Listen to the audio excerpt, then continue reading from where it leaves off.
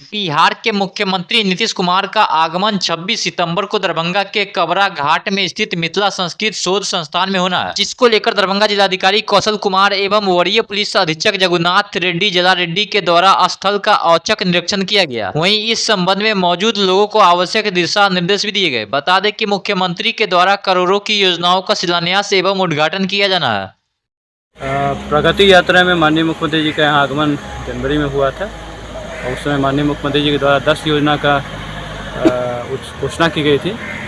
10 योजना में एक घोषणा पहले शिलान्यास था, बाकी 8 योजना जो है वो उसका शिलान्यास माननीय मुख्यमंत्री जी के यहाँ किया जाएगा। इसके अलावा कई सारी अन्य योजनाएं का भी शिलान्यास किया जाएगा, लाभों का संवाद किया जाएगा मिथिला शोध संस्थान के कैंपस से। और उसी की तैयारी के मद्देनजर हम लोग आए हैं यहाँ पे, सभी तैयारी कर ली चुकी है और हम समझते हैं कि सभी को अच्छे से होगा। प्रगति यात्रा की जितनी भी घोषणाएँ थी वो सभी धरातल पे उतारने हेतु सभी का टेंडर फाइनल हो गया और वो स्टार्ट हो रहा है।